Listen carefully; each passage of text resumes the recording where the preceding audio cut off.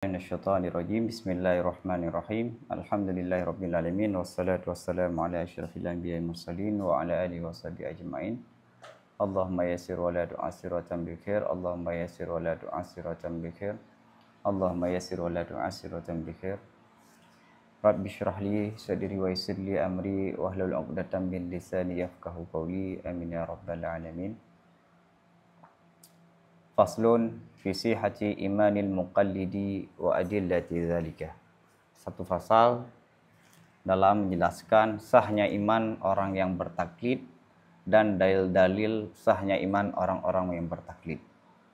Imam Ghazali akan menyampaikan di sini bahwa orang yang bertaklid dalam akidah itu sah imannya dan tidak berdosa.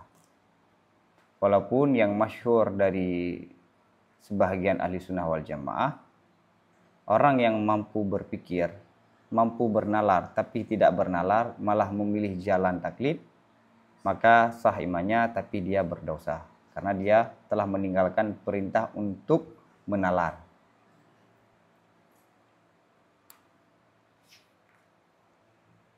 Min asyaddin nasi ghuluwan wa israfan ta'ifatun minal mutakallimina kaffaru awamal muslimin.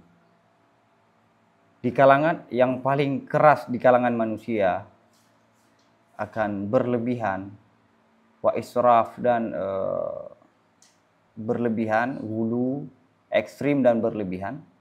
Itu ada satu kelompok dari kalangan teolog mutakallim, mereka mengkafirkan awamnya umat Islam.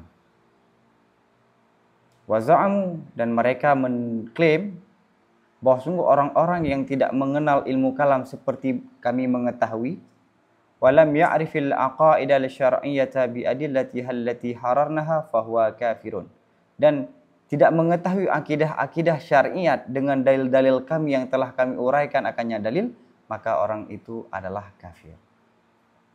Jadi Imam Ghazali memulai pembahasan ini di kalangan mutakalim ada satu aliran mutakallim yang sangat berlebihan dalam persoalan iman taklid, sehingga mereka mengkafirkan orang awam. Kenapa? Karena mereka tidak mengetahui ilmu kalam seperti kami mengetahui, dan mereka tidak tahu dalil-dalil akidah seperti yang kami ketahui, maka dia itukah kafir.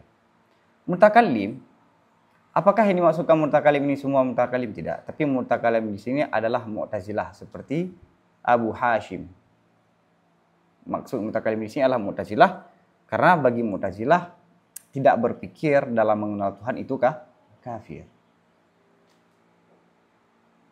Bukan mutakallim yang masuk Asy'ariyah. Karena nama mutakallim atas nama landasan pikirannya itu Al-Qur'an dan hadis, maka dia digolongkan mutakallim.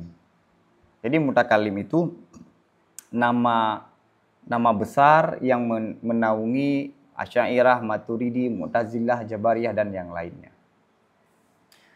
Fahaula'i dhayyaku rahmatallahil wasi'ata ala ibadihi awwalan waj'alul jannata waqfan ala syirzimatin yasiratin minal mutakallimin. Maka mereka itu, mutakallimin ini, mereka telah menyempitkan rahmat Tuhan yang besar terhadap hambanya pada pertama sekali. Yang kedua, waja'alu, dan mereka menjadikan surga itu terbatas terhadap kelompok yang sedikit dari mutakallim. Jadi sikap mereka ini telah menyempitkan rahmat Allah yang sangat besar terhadap hambanya. Kesalahan mereka telah memperkecil rahmat Allah, dan mereka telah menjadikan surga ini cuma untuk kami. Surga hanya dimiliki oleh mutakallim, yang mutakallim itu adalah sangat minoritas dari kalangan awam muslimin. Thumma jahalu ma tawatara min sunnati saniyan idhahara min asri rasuli alaihi wassalam wa asri sahabati hukmuhum bi islami tawaifa min ajlafil arabi kanu mashghulina bi ibadatil wathan wa lam yashtaghiluna bi ta'allumid dalaili wa law ishtaghalu biha lam yafhamuha. Kemudian mereka tidak tahu apa yang dalil-dalil yang sudah mutawatir dari hadis pada kali yang kedua.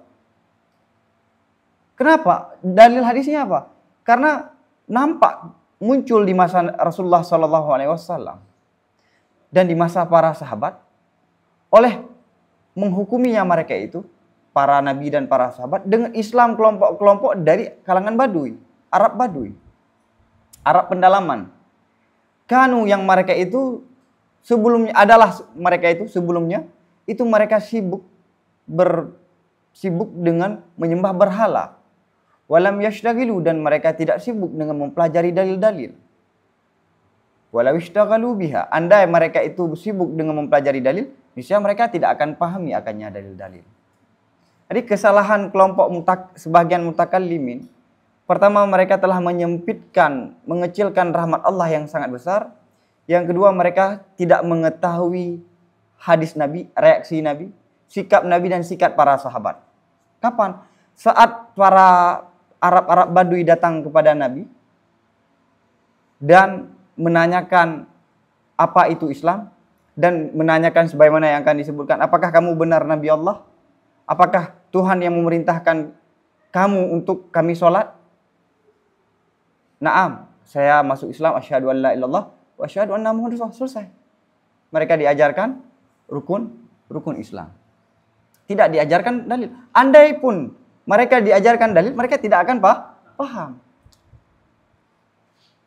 Ini sesuai Imam Ghazali dengan yang ada disampaikan dalam kitab-kitab yang lain. Dalam Iqtisad, dalam Ihya Ulumuddin. Paham ya? Wa man dhanna anna mudrakal imani al-kalamu wal adillatul muharraratu wa taqsimatu al-murattabatu fama ab'ada. Maka orang-orang yang menduga bahwa sungguh sumber iman itu adalah ilmu kalam dan dalil-dalil yang telah diuraikan dan pembahagian-pembahagian yang sudah disusunkan, maka sungguh sangat jauh dugaan ini. Maka orang yang menduga cara meraih iman adalah dengan ilmu kalam. Cara meraih iman adalah dengan dalil-dalil yang sudah disusunkan dan diuraikan dan pembahagian-pembahagian yang sudah sangat rapi dalam kitab. Maka dugaan ini sangat jauh. Bukan itu. Terus apa? Bal imanu nurun yakdifullahu ta'ala fi qalbi 'abdihi 'atiyatan wa hadiyatan min 'indihi taratan min tanbihin minal batini la yumkinu ta'biru anhu. Bukan begitu dugaan. Salah dugaan itu. Bahkan iman itu adalah suatu cahaya yang Allah campakkan cahaya dalam hati hambanya Allah sebagai pemberian dan sebagai hadiah dari sisi Allah. Jadi iman itu apa sih? Iman itu adalah nurun yakdifullahu ta'ala fi qalbi 'abdihi atiyatan wa hadiyatan min 'indihi. Iman itu adalah pemberian dari Allah yang diberikan kepada hati hambanya. Beragam cara seorang itu beriman. Ada kala dia mimpi, ada kala dia melihat orang yang sangat taat beragama, ada kala juga dengan dalil. Ada juga ada perasaan tiba-tiba yang membuat dia itu harus masuk Islam. Jadi nurun yakdifullahu ta'ala fi qalbi 'abdihi atiyatan wa hadiyatan min 'indi nafsihi. Taratan bitambihin minal batini la yumkinu ta'biru anhu. Pada satu kali itu dengan ada peringatan dalam jiwa yang tidak bisa diungkapkan daripada peringatan itu. Kadang-kadang ada kan kejadian tiba-tiba orang itu merasakan dalam batinnya yang tidak bisa diungkapkan dengan perasaannya, yang tidak bisa diungkapkan dengan bahasa, dengan ungkapan ataupun dengan bahasa. Akhirnya dia masuk itulah iman. Salah satu kadang-kadang dengan cara begitu. Wataratan bisababi ru'ya fil manam, kadang-kadang dengan sebab mimpi dalam tidur. Ada juga orang yang beriman masuk Islam karena mimpi. Siapa contoh yang sangat real di abad modern ini? Mustafa Mahmud. Mustafa Mahmud itu seorang komunis besar di Mesir. Pembesar komunis di Mesir. Dan beliau seorang dokter yang terkenal. Pembesar komunis. Tiba-tiba suatu malam dia mimpi. Yang karena mimpi itulah hidupnya berubah. Dari yang sangat komunis, anti dengan agama. Kemudian dia sebagai pembela agama. Beliau membuat satu channel televisi, di televisi Ilmu wal Iman kalau tidak salah, khusus. Dan beliau ada buku Hiwar Ma'a Sadiqil Mulhid. dialog dengan sahabatku yang ateis. Rihlah minal syakki ilal yakin, perjalanan dari keraguan hingga keyakinan. Bagaimana beliau dari ragu hingga menemukan keyakinan? Sebabnya mimpi. Karya beliau sangat bagus. Dr. Mustafa Mahmud. Wa taratan bi musyahadati hali rajulin mutadayyinin wa sarayati nurihi ilaihi inda suhbatihi wa mujalafatihi. Yang ketiga, kadang-kadang dengan melihat kondisi seorang yang taat beragama dan mengalir cahayanya kepada dia, cahaya orang yang taat itu kepada dia saat suhbah dan mujalasah, duduk dengannya. Kalau ada orang yang tanya bagaimana cara khusyuk sholat, cara yang terbaik adalah bawakan dia, temukan dia dengan seorang muslim yang sangat khusyuk dalam sholat. Jika berdoa dia sangat khusyuk, begitu juga dia saat sholat. Maka kan dengan kita melihat begitu ada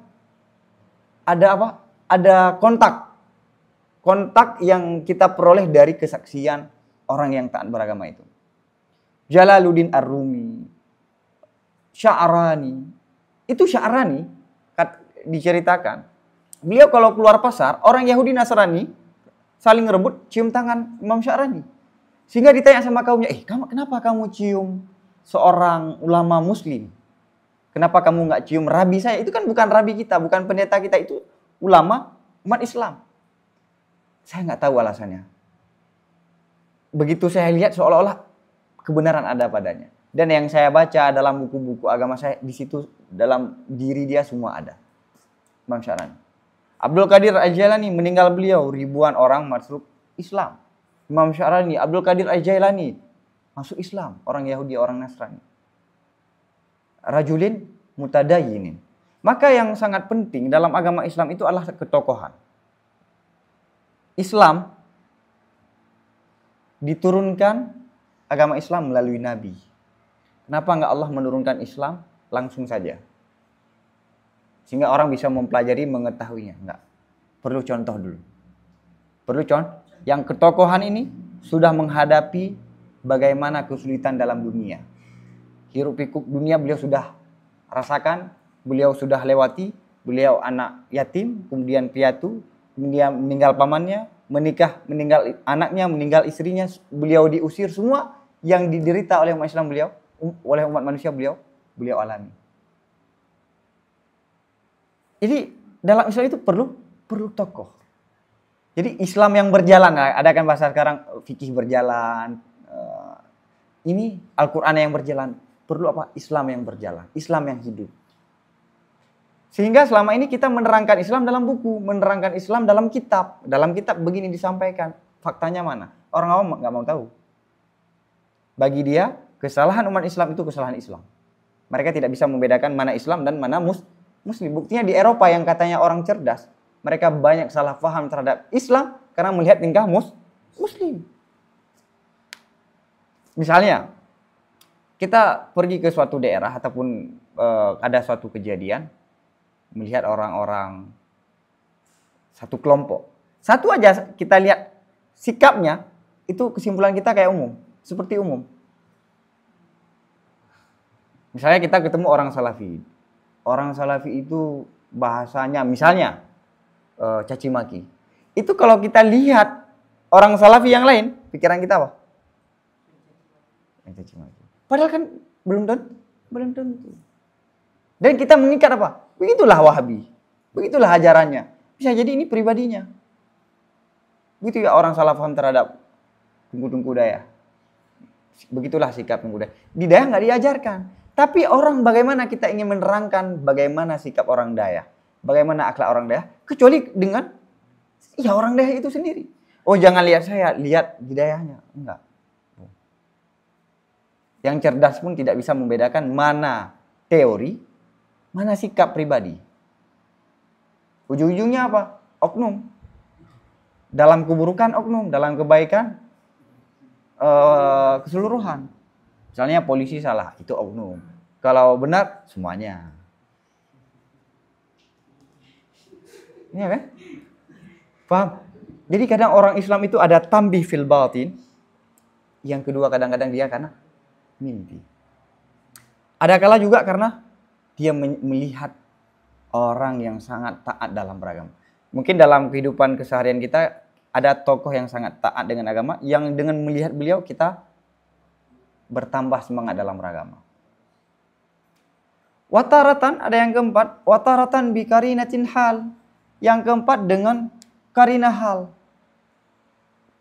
Dengan karinah kondisi. Faqad jaa a'rabiyyun ila Rasulillah sallallahu alaihi wasallam jahidan lahu munkiran. Falamma waqa'a basaruhu ala tal'atihi al-bahiyati fara'aha tala'la'u minha al-warul nubuwah. Qala wallahi ma hadha biwajhin kadzdzab wa sa'ala an ya'rida alaihi al-Islam. Maka datang seorang Arab Badui kepada Rasulullah SAW yang mengingkari bagi Nabi, tidak percaya bagi Nabi, lagi mengingkari. Dia datang untuk berdebat dengan Nabi. Dia datang dalam kondisi tidak percaya dengan Nabi. Falamma, maka manakala jatuh pandangannya, manakala jatuh pandangan dia terhadap tal'atihi yakni sinarnya Nabi yang bahiyah. Bahiyah itu permata yang terang. Fara'aha, maka melihat orang itu akan sinarnya Nabi. Ini bukan sinar hakiki ya. Raut wajahnya, kondisinya tala'la, yang bersinar daripada tal'atihi tadi oleh nur kenabian. Qala, orang itu berkata, wallahi ma hadza, bukan ini wajah-wajah orang yang berdusta. Wasa'ala, dan dia meminta an ya'rida, akan bahwa dihadirkan kepadanya akan Islam. Jadi ini Imam Ghazali menceritakan ada seorang badui, tujuannya emang untuk debat Nabi, untuk labrak Nabi. Tapi begitu jatuh pandangannya, ini bukan wajah orang-orang yang berdusta. Riwayat yang lain, seorang rabi Yahudi yang bernama Abdurrahman bin Abdissalam. Kalau tidak salah, Abdurrahman atau Abdullah bin Abdissalam. Beliau pembesar Yahudi dari Bani Kunaika di Madinah. Saat Nabi hijrah dari Mekah Madinah, begitu sampai, kan orang kan berkumpul untuk menyambut Nabi. Dan masing-masing para sahabat meminta Nabi turun di tempatnya. Sehingga Nabi mengatakan, biarkan unta ini yang akan memilihnya. Di mana dia berhenti, disitulah akan saya bertempat, yang kemudian jatuh di rumah Abu Ayyub Al-Ansari. Jadi karena orang semua berteriak karena menyambut Nabi, bahagia dengan kedatangan Nabi, beliau ini penasaran. Ini siapa ini? Siapa ini? Nah, kedengaranlah itu Nabi. Akhirnya beliau datang juga, ikut menyaksikan juga. Bukan tujuannya untuk menyambut Nabi. Beliau bukan ingin menyambut Nabi. Tapi beliau ingin melihat, penasaran. Begitu jatuh pandangannya kepada Nabi. Wallah, ma hadza biwajhin kadzdzab. Langsung beriman. Ya Rasulullah, saya beriman. Akhirnya beliau dikritik oleh orang-orang Yahudi. Karena Yahudi itu emang sebagaimana yang disampaikan beliau juga, orang-orang yang pendusta, pendengki. Sehingga beliau menjadi salah satu sahabat Nabi yang sangat dekat dengan Nabi. Siapa? Abdullah bin Abdissalam kalau tidak salah.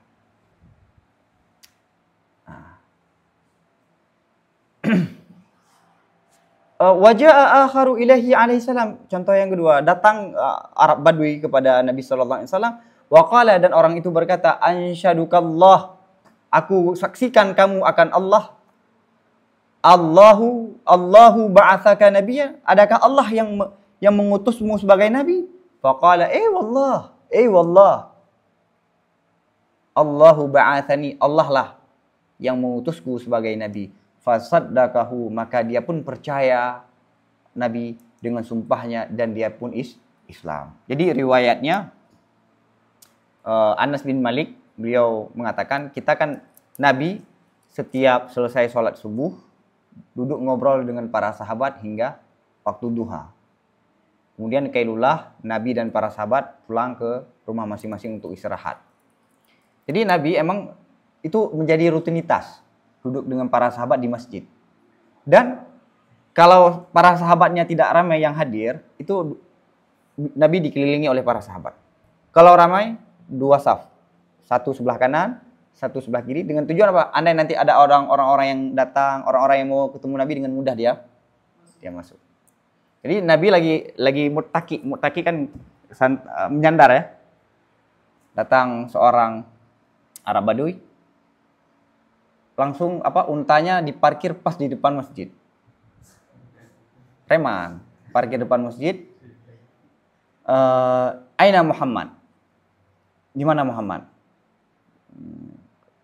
Nabi jawab, para sahabat bilang, ini yang lagi santai ini, sosok pria yang putih ini yang lagi santai ini.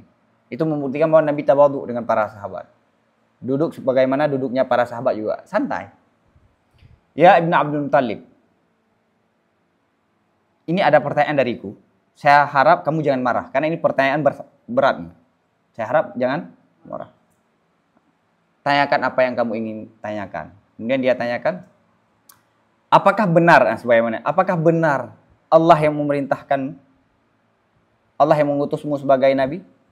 Nabi jawab, Allahumma. Kalau di sini, ay wallahi, Nabi bersumpah. Ini mentakkidkan, menguatkan. Iya, Allah yang mengutuskan. Naam. Pertanyaan kedua, ansyadukallah, saya ingin kamu bersaksi terhadap Allah. Apakah Allah yang memerintahkan kami untuk sholat 5 waktu malam dan hari? Wallahi, na'am. Apakah Allah yang memerintahkan kami untuk berpuasa?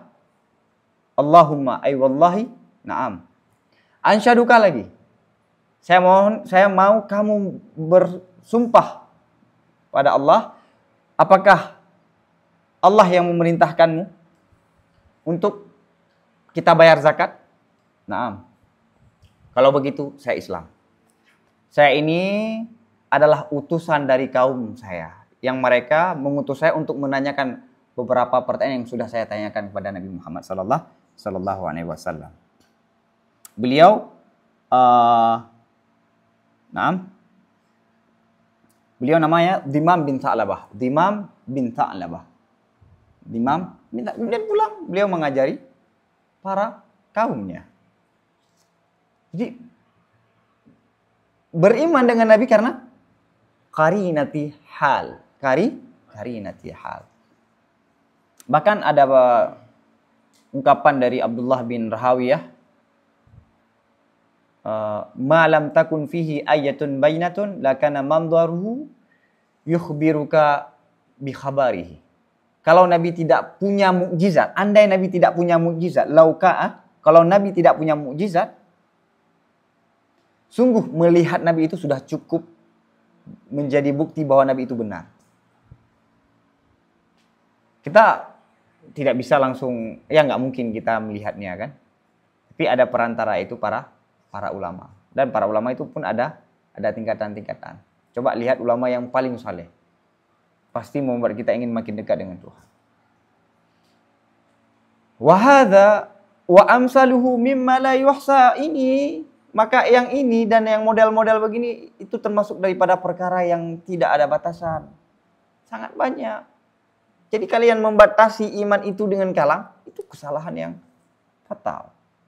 Walam yashtagil wahidun minhum bil kalami wa ta'allumil adillah. Dan mereka tidak sibuk. Dan tidak sibuk salah satu dari mereka dengan ilmu kalam dan mempelajari dalil-dalil. Ingat, ini untuk iman ya. Beda yang disampaikan, yang Imam Ghazali menyampaikan. Untuk iman itu bukan ilmu kalam. Karena tugas ilmu kalam menjaga akidah. Bal kana yabdu nurul imani awwalan bimithli hadhil qara'ini fi qulubihim lum'atan bayda. Bahkan adalah muncul nur iman pada pertama sekali dengan model ini, karinah dalam hati mereka itu akan lum'ah, yakni lum'ah itu kayak kilat yang berwarna putih. Ini setetes warna putih dalam hati mereka itu. Dengan sebab melihat, jadi imannya pertama kecil. Tsumma la yazalu yazdadu isyrakan bi musyahadati tilkal ahwalil azimati wa bi tilawatil qur'ani wa tasfiyatil qulub. Kemudian berkelanjutan iman yazdadu, yang menambah iman itu akan isyrak, bercahaya dengan sebab menyaksikan perkara-perkara yang besar. kejadian-kejadian yang besar dan dengan membaca Al-Quran dan membersihkan itu cara membesarkan iman. Sehingga Imam Sanusi dalam Syarah Kubra beliau meriwayatkan dari salah satu ulama, beda mutakalim dengan sufi cuma satu. Mutakalim mengingat Tuhan saat menguraikan dalil, sedangkan sufi mengingat Tuhan selamanya, selalu. Jadi tidak ada dawam pada mutakalim. Andai dawam maka sama. Kemudian kritik para sebahagian ulama, para fuqaha terhadap ilmu kalam itu terhadap mutakalim, bukan terhadap ilmu kalam. Bukan terhadap mutakalim. Tapi bukan ke institusi ilmu kalam, tapi ke pejabat-pejabatnya lah. Mutakalim. Emang Sanusi mengatakan, andai orang belajar ilmu kalam kemudian dia memperbanyak zikir, menrutinitas dengan membaca Al-Quran, membersihkan hati, maka dia akan sampai di martabat yang andai ditempuh oleh orang yang cuma membersihkan hati tidak akan sampai. Falaita syi'ri mata nukila an Rasulillah sallallahu alaihi wasallam wa an sahabati ihdaru arabiyyin aslama wa qawluhu lahu ad-dalilu an al-alam hadisun annahu la yakhlu anil hawadis wa ma la yakhlu anil hawadis fa huwa hadis. Maka andai saya tahu, kata si Falaitashi, andai saya tahu sejak kapan ada informasi, ada data yang dikutipkan daripada Rasulullah SAW dan daripada sahabat, dihadirkannya Nabi yang ingin Islam, ada orang Badu yang ingin Islam, wa qauluhu, dan Nabi berkata dan perkataannya orang Arabi baginya Nabi, dalilah ala anna alam, bahwa sungguh alam itu baharu, bahwa sungguhnya alam itu tidak terlepas daripada yang namanya baharu. Semua yang tidak terlepas daripada baharu maka dia baharu, maka alam ini baharu. Semua yang baharu butuh sebab itu Allah. Kan enggak begitu.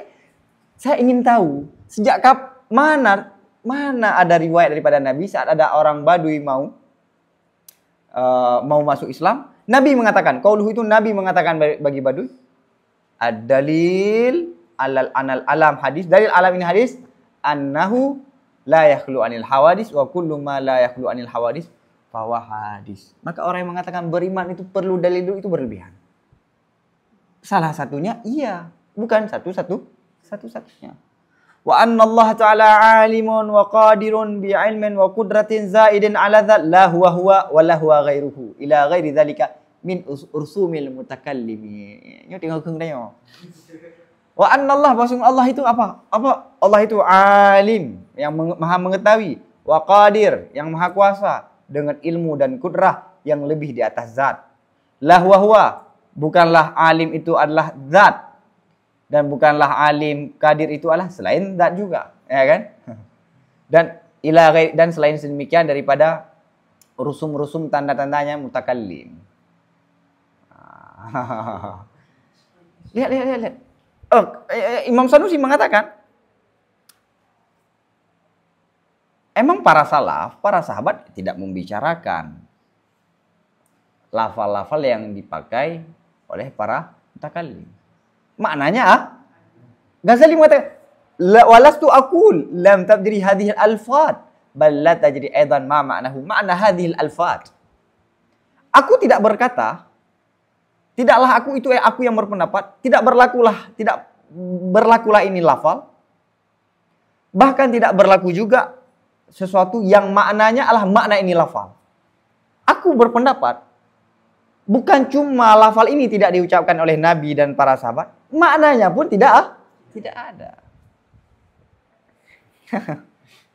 Bal kana la tankashifu malhamatun illa an jama'atin minal ajlafi yuslimuna tahta dilafis suyuf wa jama'atun minal usara yuslimuna wahidan ba'da tuliz zaman aw 'alal qurbi.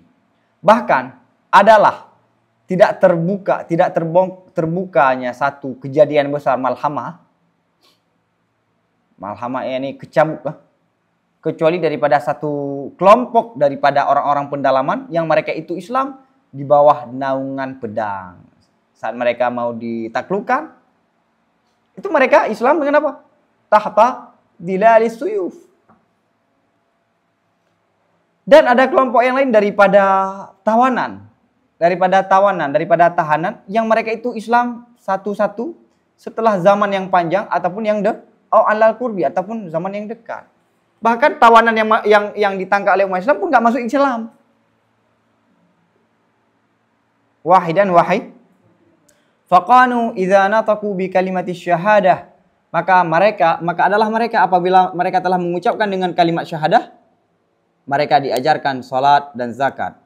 Dan mereka dikembalikan kepada aktivitas mereka itu daripada memelihara kambing, binatang ternak dan selainnya. Jadi setelah mengucapkan asyhadu an la ilaha illallah, asyhadu anna rasulullah, diajarkan salat, diajarkan zakat dan puasa, pulanglah. Kembalilah ke aktivitas masing-masing. Ada argumen yang disampaikan oleh Imam Sanusi. Itu antara yang kita bahas adalah antara hubungan dia dengan Tuhan. Kenapa para sahabat bahkan Nabi saat ada orang Badui cukup dengan asyhadu an la ilaha illallah asyhadu anna muhammadar rasulullah kemudian mengajarkan rukun Islam. Ini tanda Nabi memberlakukan itu untuk hukum dunia, untuk memberlakukan hukum dunia bagi dia. Adapun hukum akhirat tidak. Ini keliru bagi saya. Karena yang namanya Nabi apa? Nabi itu sangat menginginkan umatnya itu selamat di dunia dan dia di akhirat. Itu dakwah Nabi. Bahkan dakwah inti Nabi adalah menyelamatkan manusia di akhirat, bukan di dunia, bukan cuma di dunia. Dan hasrat Nabi bukan dunia dan Nabi tidak pernah takut. Tidak pernah takut. Maka Nabi hijrah dari Mekah ke Madinah itu bukan karena takut sama kaum Quraisy. Nabi hijrah dari Mekah Madinah bukan karena takut kaum Quraisy, karena yang namanya para anbiya tidak pernah takut. Tapi karena untuk ada hikmah yang besar di sebalik Nabi hijrah dari Mekah Madinah. Misalnya begini. Panji, bukan Panji Gumilang, Panji yang main ular kubra. Panji petualang. Apakah beliau takut dengan ular? Enggak. Tapi andai tiba-tiba ada ular di rumahnya dan ada keluarganya, ada anaknya, ada istrinya, itu disuruh keluar dulu enggak? Disuruh keluar kan? Untuk menyelamatkan keluarganya, menyelamatkan orang-orang yang lemah. Apakah beliau takut? Kan enggak kan? Tapi kenapa perlu keluar dulu? Ular keluar. Begitulah. Nabi keluar dari Mekah Madinah bukan karena takut terhadap kaum Quraisy.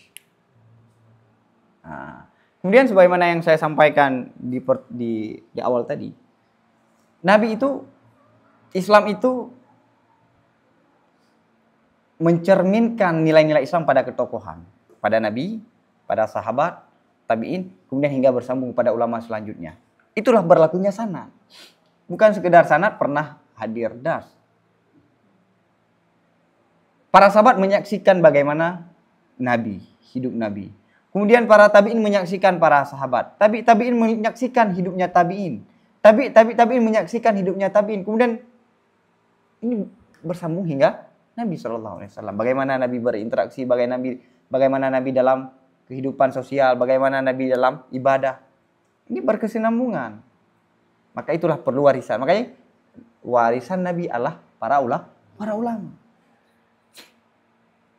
Nah, karena Islam itu untuk menyampaikan agamanya kepada umat Islam, umat manusia, perlu ketokohan, dan tokoh ini harus diuji.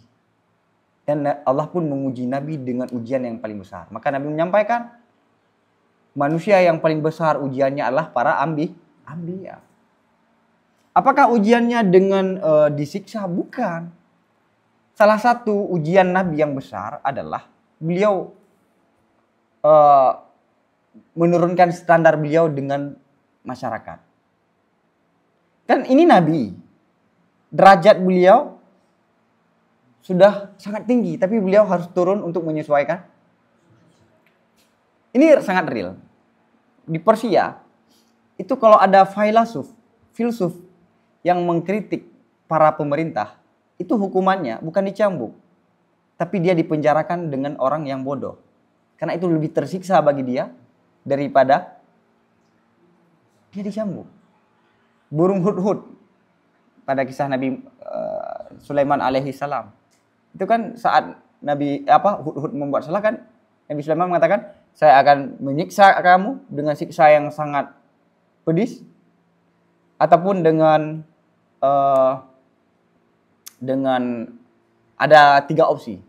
Ataupun yang ketiga, saya akan kurungkan kamu dengan merpati. Kata Hudhud, saya lebih baik kamu siksa daripada kamu penjarakan saya dengan merpati. Jadi Nabi menyesuaikan dengan umatnya, itu adalah suatu yang salah satu ujian. Dan ujian Nabi menerima wahyu kan juga ujian yang sangat luar biasa. Karena interaksi antara malaikat Jibril dengan Nabi, apakah interaksi sebagai manusia ataupun interaksi sebagai malaikat? Kata lain, Jibril harus menyesuaikan dengan Nabi Muhammad ataupun Nabi Muhammad harus menyesuaikan dengan Jibril. Kebanyakan Nabi Muhammad menyesuaikan dengan Jibril, karena Nabi Muhammad melihat Jibril dalam bentuk manusia cuma 2 kali. Selainnya melihat dalam keadaan bentuk yang lain. Jadi Nabi menyesuaikan. Bahkan Nabi saat menerima wahyu itu seolah-olah beliau hampir keluar nyawanya, saking beratnya. Jadi membaca Al-Quran itu ada perjuangan, bukan cuma perjuangan lawan dengan kaum Quraisy, dengan kaum jahiliyah, tapi diri menyambut wahyu itu juga sangat sulit. Paham? Naam, lastu unkiru annahu yajuzu an takuna adillatul mutakallimin ahadal asbabil imani fi haqqi ba'dhin nas. Walakinna dzalika laisa bimaqsurin alaih wa huwa aidan nadirun.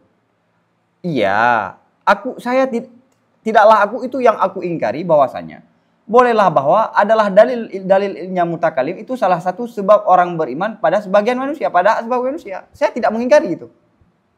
Walakinna dzalika, namun sedemikian salah satu sebab iman dalika itu tidak terbatas terhadap ilmu kalam.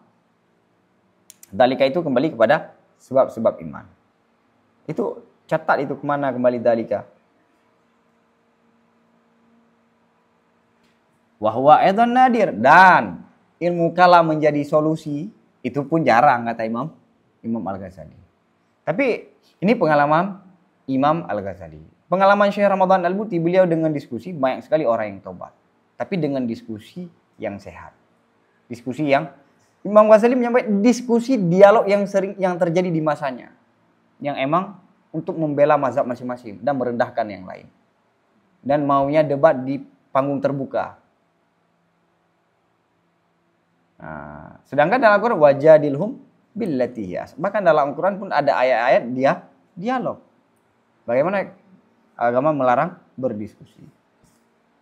Bal anfa'u al-kalamul jari fi ma'ridil wa'di kama yashtamilu alaihi al-Quran. Bahkan yang paling bermanfaat itu kalam yang mengalir dalam ma'ridi, tempat mu'idah, tempat datangnya nasihat, sebagaimana yang dicakupi di atasnya oleh Al-Quran. Yang paling bermanfaat kalam yang pada mu'idah, sebagaimana yang ada dalam Al-Quran. Al-Quran apakah ada tartib kalami, tartib falsafi? Tidak ada. Tapi Al-Quran itu lebih banyak membuat orang itu lebih terasa. Lebih banyak Al-Quran itu membuat orang itu beriman. Karena emang bisa dijangkau oleh semua orang. Tapi kalau dalil-dalil mantiki itu hanya dijangkau oleh sebagian orang. Paham?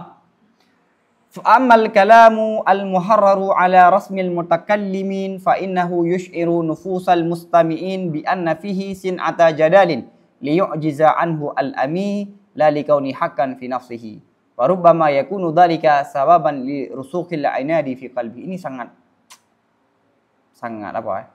objektif Imam Ghazali. Beliau mutakallim tapi beliau melihat porsi ilmu kalam tidak besar dalam untuk menumbuhkan keimanan, tapi dalam menjaga akidah. Adapun kalam yang telah diuraikan di atas cara mutakallim, fa innahu, maka bahwa sungguh kalam-kalam itu memberi tahu, memberi isyarat, memberi rasa akan jiwa-jiwa orang yang mendengar dengan bahwa sungguh padanya ilmu kalam itu ada seni debat. Tujuannya untuk apa? Tujuannya untuk melemahkan daripadanya kalam akan orang awam. Bukan karena keadaan ilmu kalam itu benar pada dirinya ilmu kalam. Jadi dalil-dalil ilmu kalam, saat dipakai dalil ilmu kalam, itu kadang-kadang muncul dugaan dari orang yang dengar, ini dia cuma pintar debat aja ini. Bukan karena dalil yang dia sampaikan itu benar. Ada kan kadang-kadang argumennya yang disusun rapi, yang sulit kita membantah. Ini saya tidak percaya, tapi ini saya nggak bisa membantah juga.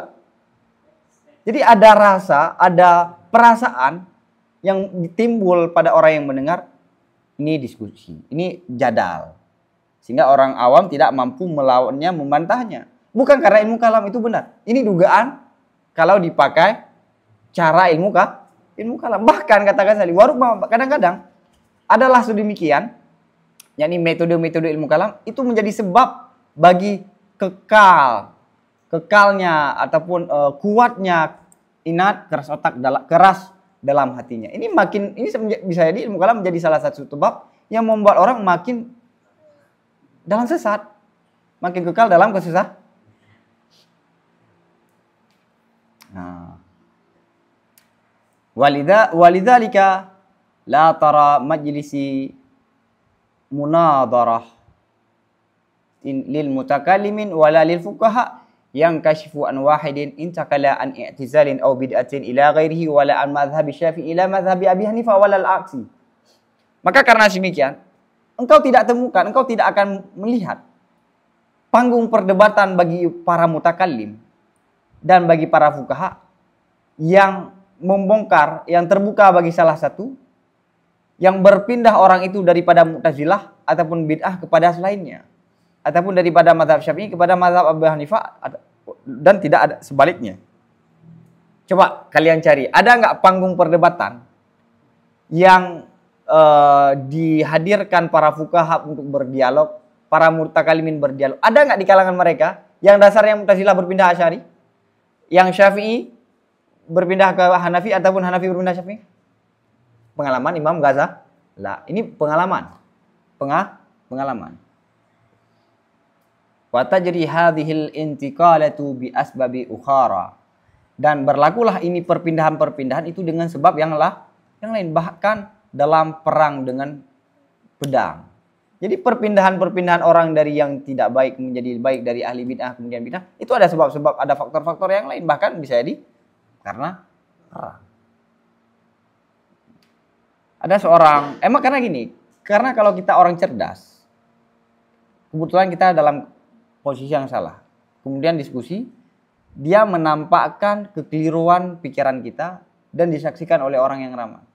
Pasti kita minder untuk mengakui kebenaran ada pada lawan kita. Minder. Ya kan?